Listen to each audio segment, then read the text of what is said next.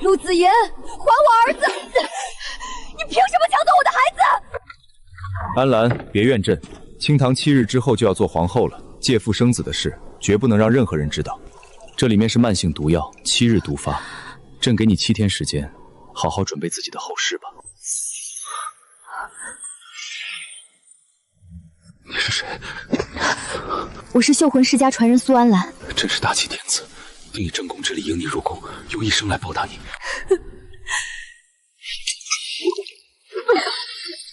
好，那我也给你7日，好好想想到底要不要我死。哼，安澜，你不必威胁朕，朕确实有愧于你，但朕也是迫不得已。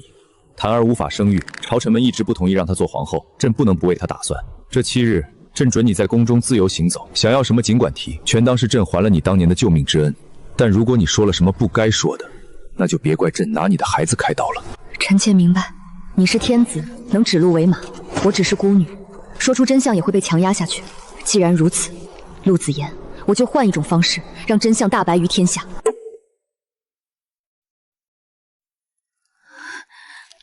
娘娘，您这是怎么了？奴婢这就去求陛下，传太医过来瞧瞧吧。站住！不准去！可您疼成这样，这皇宫里总得有人心疼您啊！心疼？这皇宫最不缺的就是人，最缺的就是心。以前他嘘寒问暖，那是为了哄我给他们生孩子。如今我这药渣没用了，就算我在这儿疼死烂透，他都不会皱一下眉。瑾妃娘娘，您这是干什么？宝宝，让娘再好好看看你，把你的模样记在骨子里。苏安澜，谁准你碰本宫的孩子的？怎么不甘心，想偷回去？那你可要问问陛下准不准了。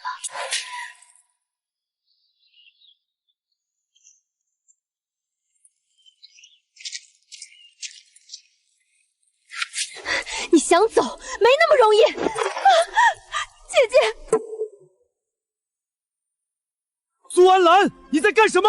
陛下，臣妾担心孩子受寒，好心劝姐姐把孩子还给五娘，没想到她不仅不听，还推搡臣妾，说臣妾没资格管孩子。檀儿受惊了，朕在这儿。瑾妃，看来朕对你还是太宽厚了。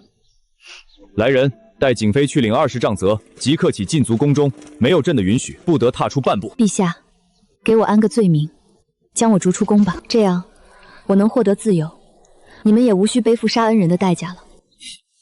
苏安澜，你知道的，死人的嘴才是最紧的，朕会让你离开的，不过只能是尸体。傻子，我这是在救你们啊，你们怎么就不明白呢？娘娘，他好狠的心，20杖啊！您的后背全是血，奴婢给您擦擦。别跑，疼。苏安澜，到底对檀儿做了什么？说！陛下觉得一个将死之人还能做什么？你还敢狡辩！自你昨日见过他身上就莫名出现了许多淤青，刚才更是呕血不止。太医查不出病因，你出身绣魂世家，一定是你动了什么妖法秘术。绣魂为的是救人和渡魂，不是用来害人的。那檀儿为何会跟你受了一样的伤？贵妃如今这样，跟我无关。陛下与其揪着我不放，倒不如想想，是不是遭了什么报应？为何我一受伤，他就病重不起？你就没想过原因吗？死到临头还敢威胁朕！朕看你是不到黄泉不掉泪！来人，将瑾妃拖去长清宫外跪着。她什么时候承认谋害皇后？什么时候再起来？为何我一受伤，他就病重不起？你就没想过原因吗？死到临头还敢威胁朕！朕看你是不到黄泉不掉泪！来人，将瑾妃拖去长清宫外跪着。她什么时候承认谋害皇后？什么时候再起来？苏安澜，你还要毒气到几时？朕再问你最后一遍，解法在哪儿？若是还不说实话，朕便真让你一直跪在这里。你猜猜，你如果真的让我在这儿一直等着，你的檀儿还能活多久？你果然动了手脚！看来不用重刑你是不会交代了。来人，把瑾妃拖到檐下，绑在廊柱上。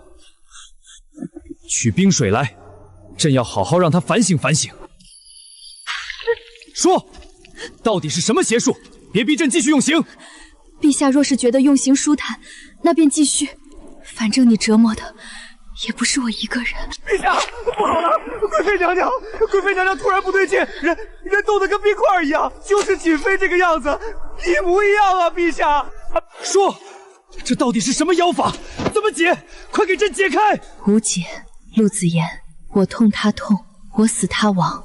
这命切一旦结成，便无法改变。五行相生相克，朕贵为天子，从不信有什么是无解的。来人，将瑾妃拖下去软禁，严加看管。另外派人出宫，翻遍天下，也要给朕找到能破这邪术的义士。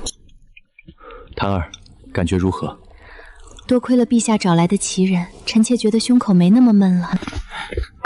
苏安澜，看看吧，朕就说人定胜天，你的算计失效了。现在咱们该好好算算这几日的账了。檀儿，你因他受了这么多苦，想怎么罚尽管说，朕替你做主。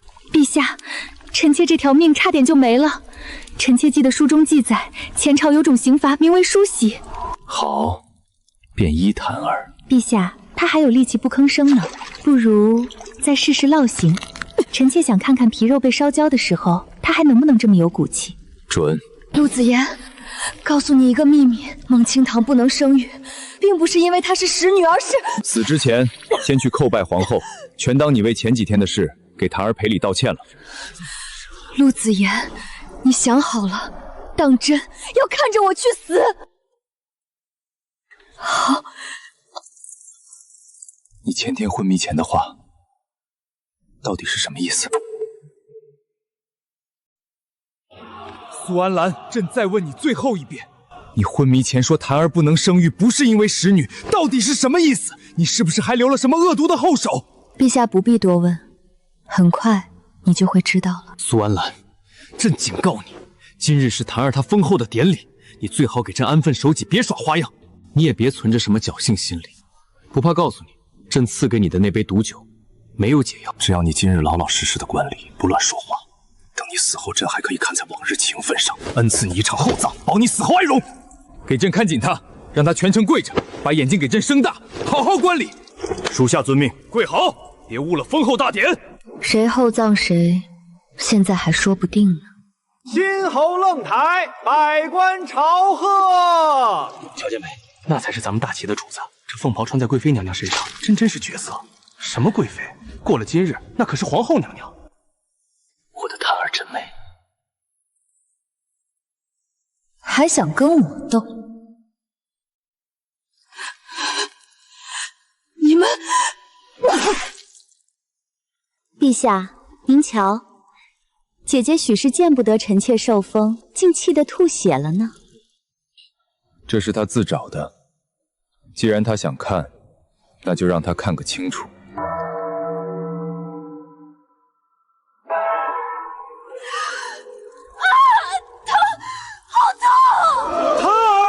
皇子没事，接住了。这大典之上，这大凶兆啊！难道是苍天有眼？看吧，厚葬谁还不一定呢。救命！陛下救我！娘娘，娘娘，她撑不住了。檀儿，你怎么了？太医，传太医！怎么可能？位置、形状一模一样。钻心一般疼，好疼啊！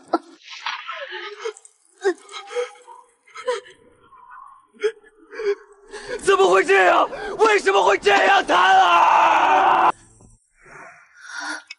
一群废物，为什么压不住症状？巫医不是说已经好了吗？陛下饶命！娘娘这症状实在诡异，微臣行医多年，从未见过这般离奇的情状啊！滚，都滚开！苏安澜，说，你到底动了什么手脚？赶紧给朕把邪术解了，不然朕立刻让你身首异处！杀吧，反正这毒已经攻入肺腑，你不杀我，我也活不成了。你这一剑刺下去，正好能陪你的新皇后共赴黄泉。你以为朕不敢杀你？陛下请便，我这辈子为你折损了半身阳寿，临死还能带上你最爱的女人，我不亏。那朕就先杀了你这个妖女！陛下且慢！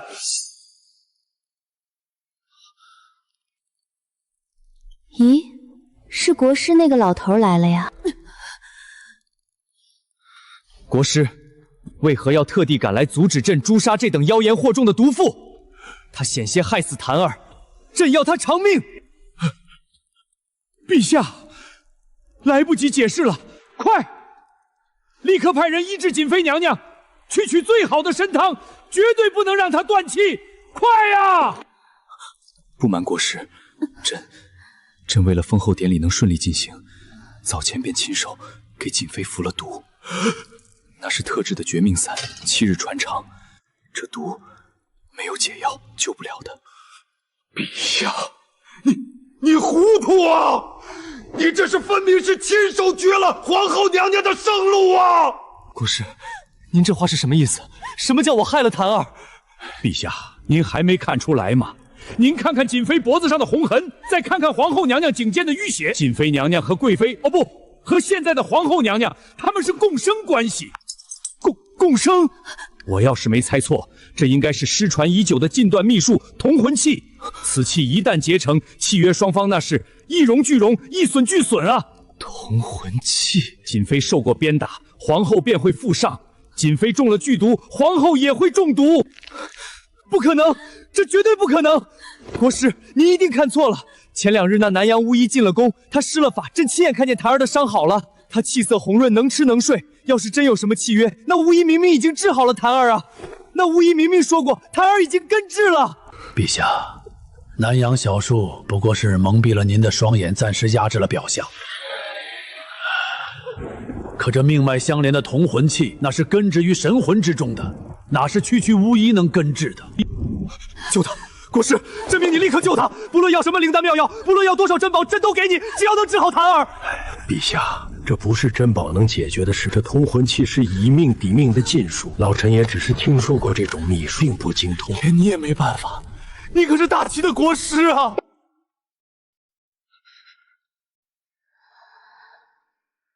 好，那我也给你7日，好好想想到底要不要我死。陛下，娘娘的呼吸越来越弱了，这可怎么办啊？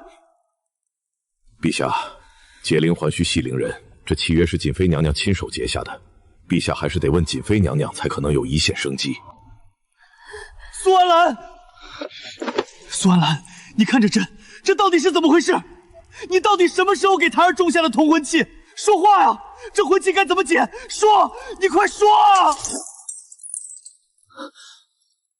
只要你能救谭儿，朕什么都答应你。真的，朕什么都依你。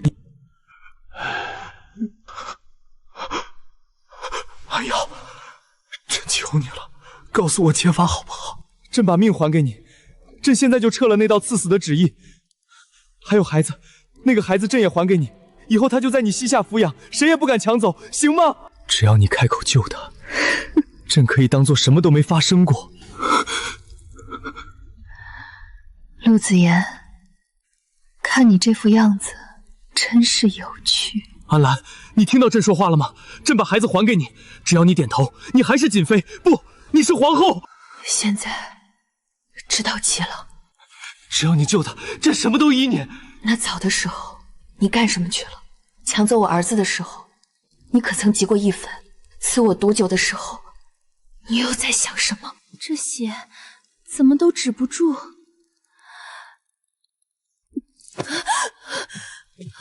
毒性入心了，这绝命散在疯狂侵蚀脏腑。安瑶，别睡，你还没告诉朕解法。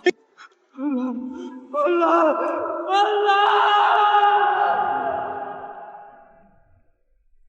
好累啊，我真不想说话了。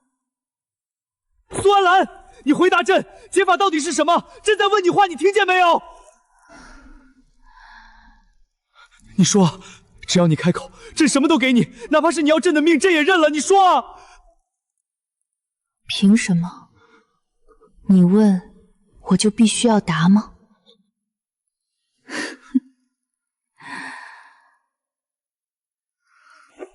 安兰，太医，快救他！给朕救活他！他要是断了气，朕要你们所有人陪葬！陛下，瑾妃娘娘毒气攻心，脉象已绝啊！快看，皇后娘娘那边的气息也停了。陛下，现在顾不得上岗了。老臣记得高祖时期，西域曾进贡过一粒世间罕有的还魂丹。您若是想要皇后活，便赶紧取来，先保住瑾妃娘娘的命。去开朕的司库，赶紧去取，快！取来了，陛下，高祖留下的还魂丹取来了。陛下，这可是高祖传下的孤品，世间仅此一粒，原是留给历代帝王续命用的。您当真？只要能让檀儿活命，别说是一粒丹药，就是要朕的江山，朕也舍得。快给苏安兰服下。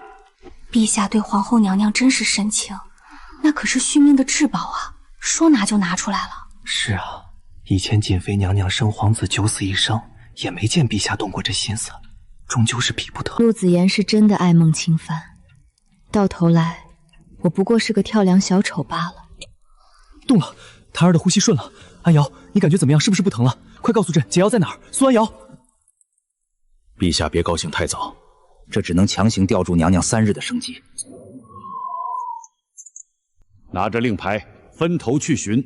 不论是引械的医圣，还是民间的解毒高手，只要能解，立刻马不停蹄带回宫。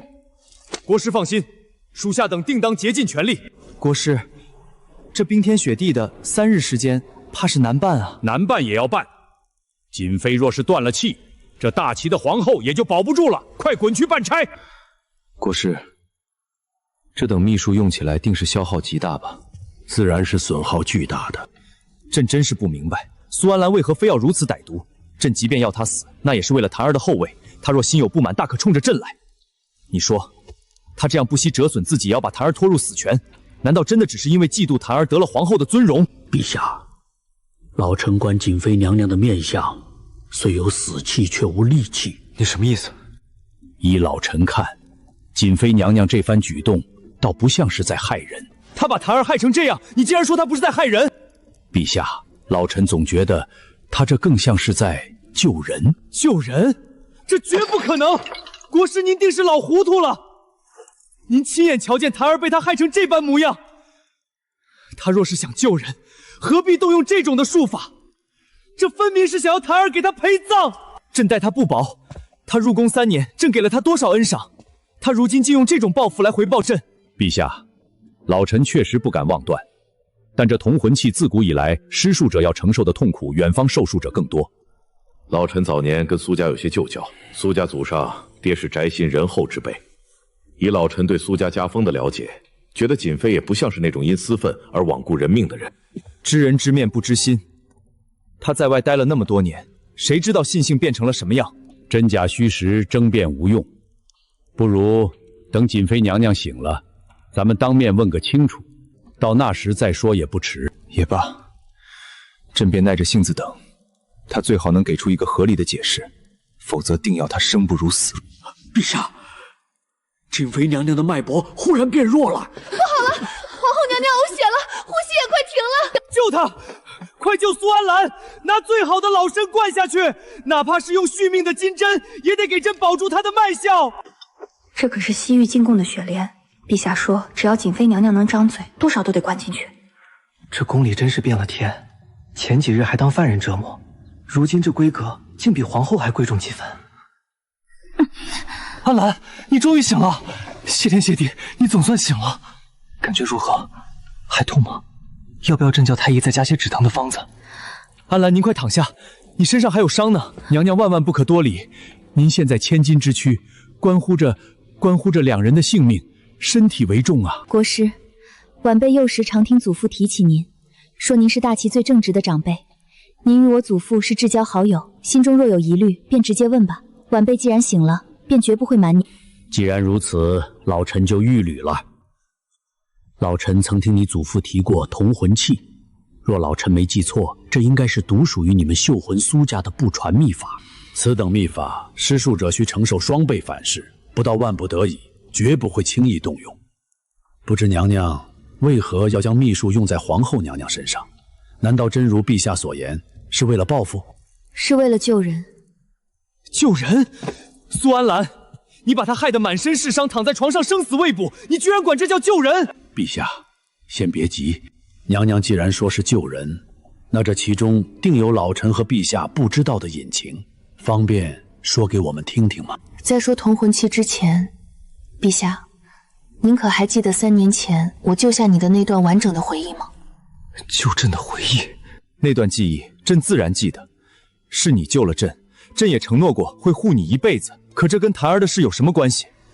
陛下当真记得每一个细节吗？朕自然记得。那时朕带父皇出巡，行至郊外竹林，遭到前朝余孽的暗算，朕身边护卫尽数战死，朕也身受重伤。是你在野外发现了拼死的朕，在那间破旧的草屋里，你动用了绣魂术为朕缝合了残魂，朕才得以活命。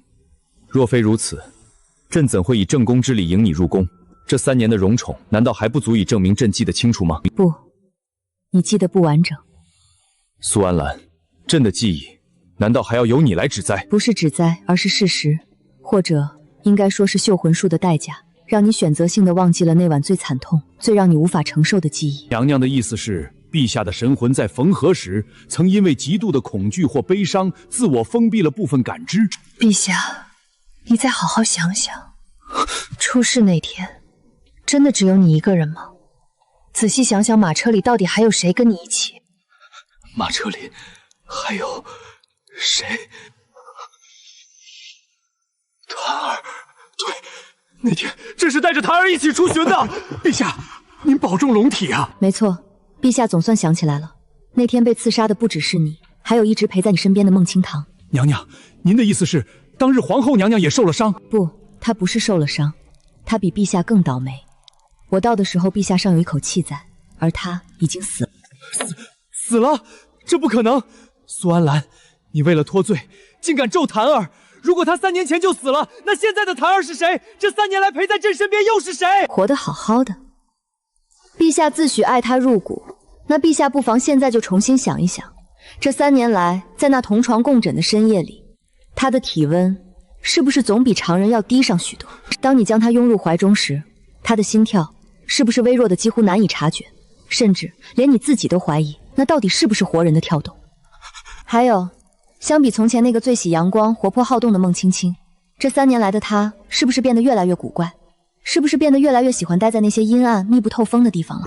不会的。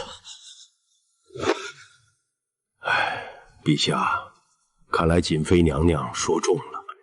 暗暗的地方，心跳微弱。檀儿真的死了。陛下，你现在应该都想起来了。那日我赶到时，你胸中中了一箭，心脉受损，确实危在旦夕，但尚有一线生机。不会的，檀儿当时明明还拉着朕的手，他还叫朕快走。那是你的幻觉，现实是孟清堂当时心脉尽碎，全身血肉模糊。等我走到他跟前时，他的魂魄早已离体，回天乏术。你胡说！檀儿还活着！娘娘，老臣曾听闻苏家很是玄妙，但从不知有如此效果。那后来您是如何做的？这契约，莫非就是那时结下的？绣魂之术虽然神妙，但也并非无能。它可救魂魄尚在的濒死之人，即便伤得再重，最多也就是耗费我些许阳寿罢了。可是绣魂术却救不了魂魄离体的人，死人就是死人。所以，娘娘您为了保住他，竟然动用了那一招。没错，想要他留在你身边，唯一的方法就是以活人之魂为引，以自身血肉为线，绑定同魂切，让他与我共生共死。所以，这3年来并非我害他，更不是我贪图这宫里的荣华富贵，而是当年我看着你求我救他，我一时心软，动用禁术将他留在你身边。怪不得皇后娘娘这3年来从不召见太医诊脉，原来她根本没有脉搏。至于她为何不能生育，你们现在应该也彻底明白了，不是因为什么天生使女，也不是太医无能。陛下，到了这一刻，你还觉得我是那个心怀叵测、手段歹毒之人吗？造孽，造孽呀！来人，都哪儿去了？给朕滚出去找！翻遍京城，翻遍整个天下，给朕找解药！若是救不活瑾妃，朕要你们通通陪葬！快去啊！娘娘，老臣斗胆问一句，这契约是否根本无解？国师慧眼，同魂器一旦结成，便以施术者魂魄为基，自此以后，同生共死，永世相连。那这便是命啊！老臣无能，救不得娘娘。如今那便只能祈祷陛下能寻到绝世之药，保住娘娘的一线生机，否则皇后娘娘也保不住了。苏安莲，你闭嘴！你在胡说什么？不可能！我明明好好的，我会痛，我会哭，我在这后位上坐得稳稳当当，我怎么可能是个死人？皇后娘娘，您醒了！你告诉本宫，本宫是活着的，对不对？本宫有心跳，本宫是活生生的人，快说啊！再过几日，一切都结束了。废物，都是废物！找了这么久，连一个能压制绝命伞的人都找不到吗？娘娘，雪地凉，你快回屋啊！陛下，臣妾不想死。陛下，你一定要救活苏安兰，你一定要保住她的命啊！她活着，臣妾才能活。檀儿放心，朕在，朕一定不会让你有事的。朕已经派出了所有的人手，哪怕是踏平这天下的医馆，朕也会保住苏安兰的命。朕会尽力，朕一定会救你的。能解绝命嗓吗？解不了，提头来见。唉，毒入骨髓，谁来也难求生路。喝，快喝！滚！都给朕滚出去！若熬不到落日，你们通通陪葬！娘娘，时间到了，陛下他已经快疯了。这日子终于到了。苏安兰，你以为你能带着我一起死吗？苏安兰，没想到吧？我发现了一本古籍，古籍上说同魂器并非无解，只要死者亲手杀死器主，便能反噬其身，独享器主的灵魂。你安心去吧，你的身体、你的儿子还有紫妍的爱，以后我都会用你的魂在这后位上长长久久的活下去。清檀，你确定那古籍是真的吗？你这话是什么意思？难道你就没觉得那本古籍出现的太巧了吗？这可是我从长清宫进士的密沟里搜出来的，你少在这里故弄玄虚，想骗我收手。晚了，你怎么可能站得起来？你明明中了绝命伞，又被我刺穿了胸口。我的意思是，那古籍是我特意安排你看见的呀。你安排的？不可能！你是说那是假的？对啊，不然为什么偏偏你能发现，皇帝过失都发现不了？不可能，这不可能！看来孟小姐在宫里待久了，连这种拙劣的诱敌之计都看不穿吗？这种所谓的夺魂之法，不过是我想让你亲自动手的鱼饵罢了。你在骗我！古籍上明明写着……古籍上写什么？那得看写书的人想让你看到什么。现在我教教你同魂器的真正解法，从来不是什么死者杀器主以夺魂，而是主动杀害对方者，将承受契约全部的罪孽与反噬。孟清檀，这契约本就是我苏家禁术，既然命数相连，那因果自然也相连。如今你先动手伤了我，那我身上的伤和那份剧毒，现在便全都转移到你身上了。不，这是本宫亲手找来的古籍，上面明明写着我能活，是你骗我，你这个贱人！简单来说，谁先动手，谁死。既然我活不了，那我就带着你一起。檀儿，你疯了吗？你在干什么？陛下，这女人在骗你，她害了我，救救臣妾！孟清堂，朕日夜守在你的榻前，为了救你，连祖传的丹药都舍得拿出来。可你在干什么？安兰她3年前救了你，即便她现在要死了，她也是为了救你才落到这幅田地。你怎能如此恩将仇报，对她痛下杀手啊？陛下，不是这样的，是他设计骗我。那本古籍是他故意让我发现的，那是假的。他在里面动了手脚，故意引诱我动手，好将所有的契约反噬全都引到我一个人身上。陛下，他是想让我替他呀。您看他的脸，他的脸色明明已经好了。够了，孟清堂，我对你太失望了，没想到你竟然如此狠心。现在刀还插在他身上，证据确凿。事到如今，你竟然还要把脏水泼给一个为了救你快要没命的人，孟清堂，你还要狡辩到什么时候？檀儿，朕一直以为你是这世上最纯善温婉的女子，可你看看你现在的样子，你何时变得这样恩将仇报了？你说我恩将仇报？陆子言，你竟然有脸说出这4个字！我这不都是跟你学的吗？论起过河拆桥、忘恩负义，本宫哪及得上你这位万岁爷的1/1000？苏安澜也救过你的命啊，你又是怎么对他的？你抢他儿子，给他赐毒酒。陆子言，若论恩将仇报，你才是我的好师傅！无理取闹！事到如今，你竟然还敢攀咬朕，还敢对救命恩人百般诋毁，自己做错了事还要咬着别人不放，朕怎么会宠了你这样一个恶毒的女人？孟清堂，朕对你真是太失望了。陛下，救我！你这是怎么了？皇后娘娘，娘娘没气儿了。没气了？怎么突然没气了？陛下，不好了，瑾妃娘娘也断气儿了。苏安澜，你醒醒，朕不准你死！你还没把儿子养大，你给朕睁开眼！朕不准你们死，都给朕回来啊！朕到底做了什么啊，陆子言啊？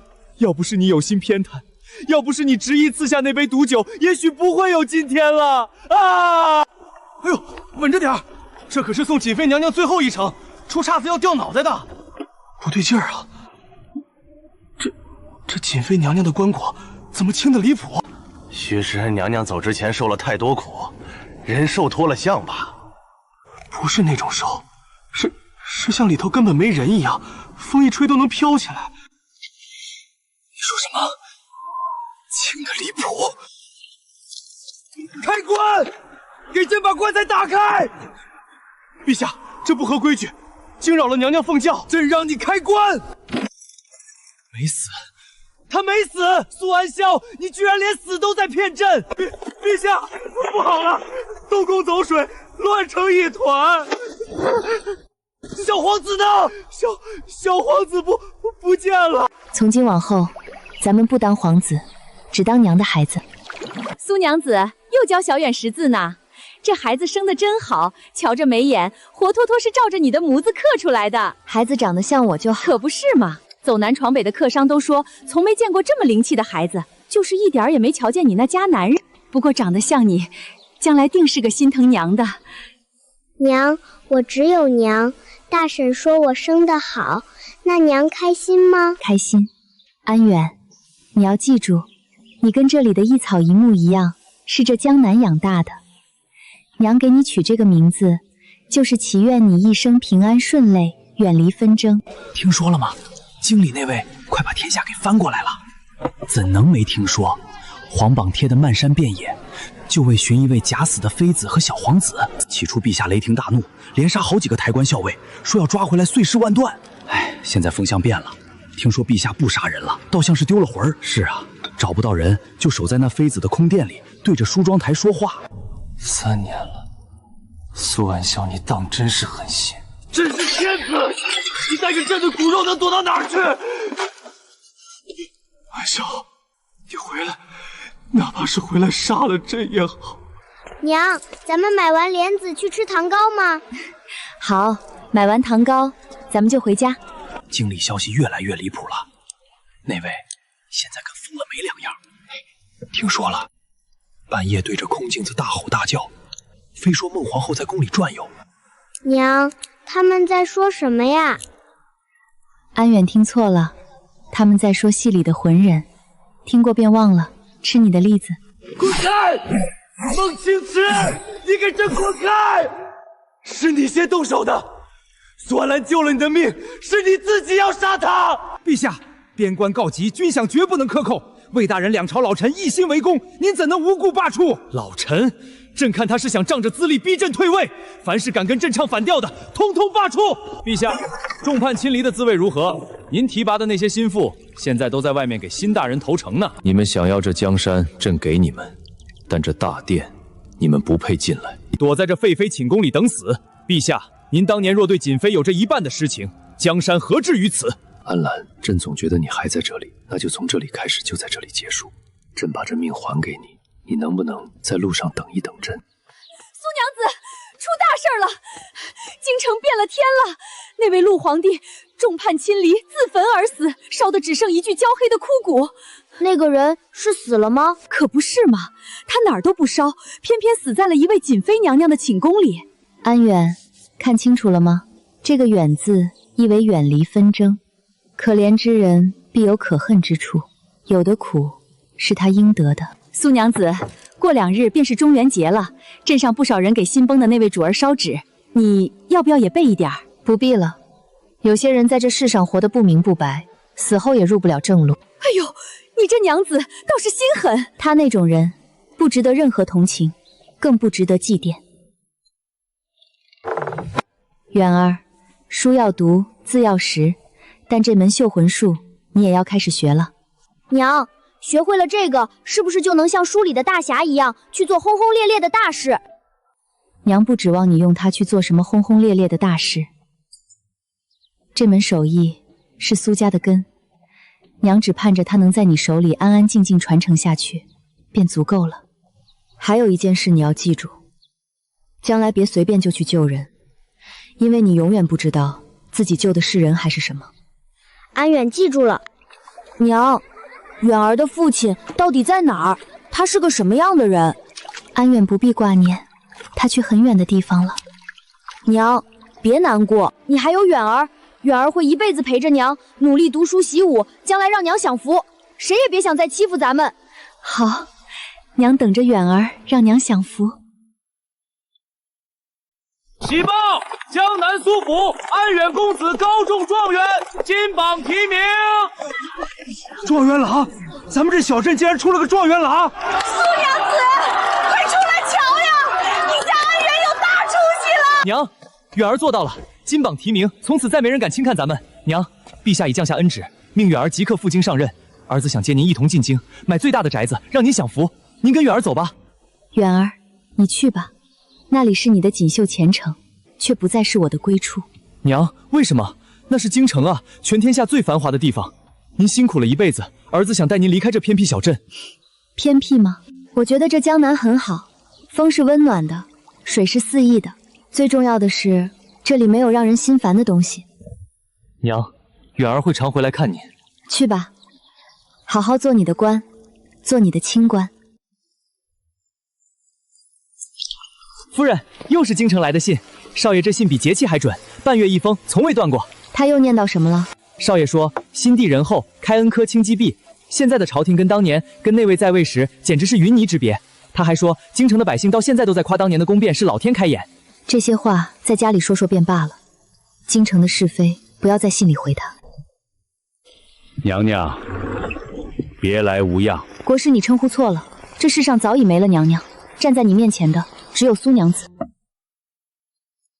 国师贵为三朝元老，今日为何登门拜访？老臣此行只是尽臣子本分。若是为了替陆子言求什么往后余生的供奉奉，国师请回吧。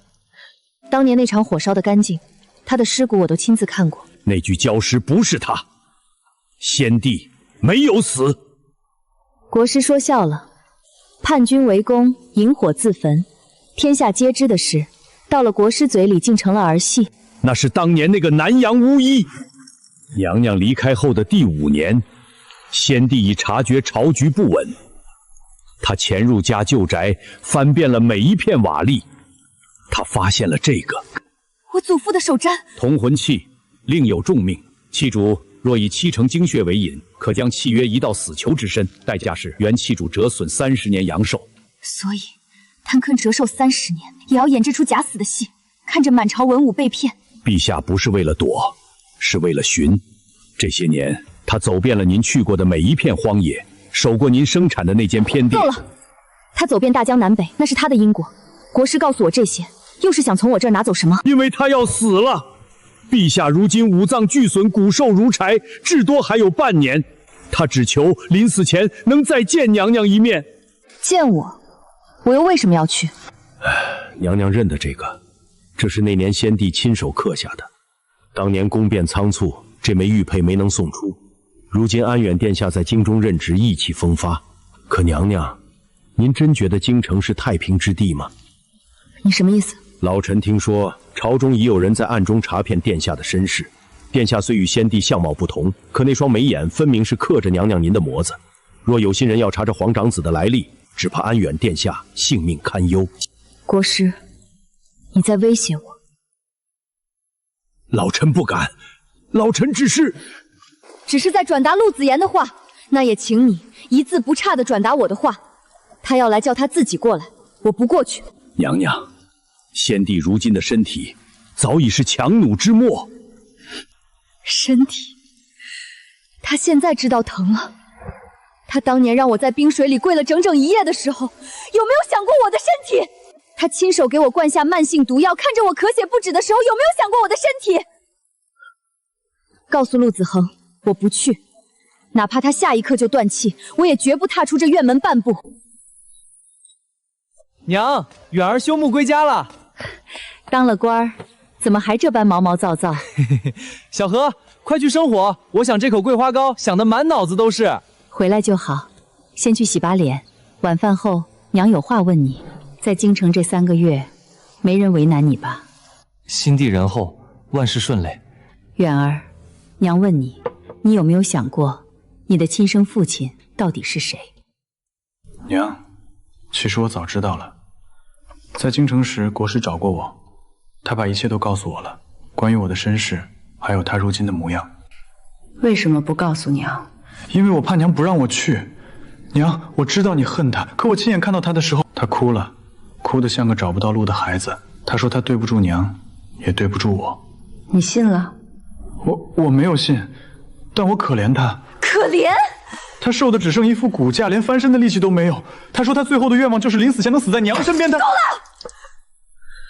娘，我知道，国师都跟我说了。他说当初是迫于朝廷压力，他不得不。你知道？不，你不知道。你不知道他给我灌过毒药，甚至不知道他对娘用过刑。娘，这些……那时候我刚把你生下来，他就站在我床边，连看都没看我一眼，亲手从我怀里把你抢走，转手送进了孟清潭的寝殿。我爬起来去御书房求他，他呢？他让人把我像物件一样摁在地上。他亲手端来一盏毒酒，他说安澜别怨朕，清堂7天后就要做皇后了，借腹生子的事绝不能让人知道。这里面是慢性毒药，朕给你7天，好好准备自己的后事。娘，我不知道，我真的不知道这些。他见我的时候只说他做错了，他根本没提过这些丧心病狂的事儿。他当然不会提，因为他是陆子言，他到死也不会承认自己到底有多恶，他只会挑选那些能让自己显得深情无奈的碎片说给你听。可他看起来真的快要死了。远儿，娘不怪你去见他，你长大了，官做得好，心也正，你有你自己的判断。但你记住一件事，他今天对你说的那些悔恨，那些深情，8年前他全都对我说过。他说他会护我一辈子，他说他这辈子最感激的人是我，他说他永远不会负我。每一句从他嘴里说出来的时候，那表情那语气都是真的。可转过身杀我害我夺我骨肉的时候，那些狠毒也都是真的。娘，他说他这辈子没求过人，他希望临去的时候娘能在他身边。当时我答应帮他问一声，但去不去是娘自己的事儿，无论娘做什么决定，远儿绝不勉强。夫人，这信是京城加急送来的，信是说务必亲手交到您手上。新帝的亲笔啊！陆子言，你这好弟弟蛰伏了3年，到底还是嗅到了这块肉的味道。娘子，这信上写了什么？怎么牵扯到那位王爷了？若陆子言再不死，全天下的人都会拿安远的身世做翻盘的筹码。国师在哪里？还在镇口的客栈住着，听说日日酗酒，人都不像样了。带他来见我，立刻。苏娘子，靖北王要拥立先帝血脉，这件事陆子东知道吗？半月前便知道了。靖北王他放任先帝来江南，就是为了等这个逼先帝现身的机会。所以，陆子言让你来找我求什么临终一面，根本就不是因为愧疚，而是为了利用我，利用安远。不是的，先帝是想在临死前公开现身，当众宣布于安远殿下。只要殿下当众拒绝皇位，全天下都会知道他无心江山，靖北王也就再没法拿身份做则贴了。他让你们用玉佩威胁我，用安远的身世逼迫我的时候，可是一个字都没提过这些利害关系。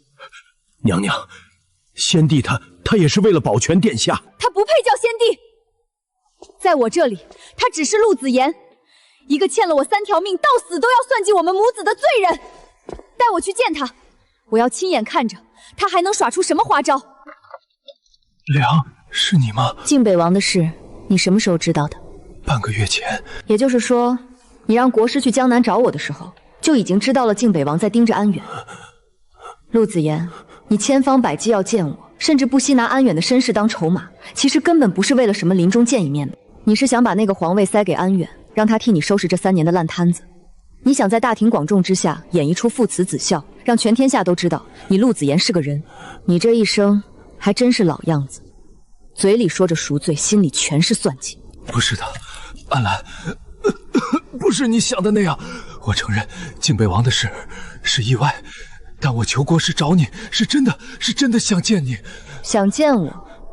那你为什么不直接来找我？为什么要让国师拿着玉佩，用安远的安危来威胁我？这就是你所谓的想见我？说不出话了，因为你知道我不会见你，因为你心虚。哎，你说的对，我是心虚，我怕你赶我走。安澜，我知道你不会原谅我，我也不敢求原谅，我只想在死之前，哪怕只有一眼再看看你。你看到了。你恨我，安澜，恨我也好，至少你心里还有我的影子。我不恨你。不恨？你怎么能不恨我？恨，太累了。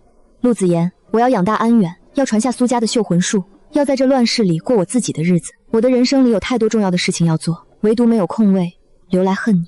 你连恨都不肯给我。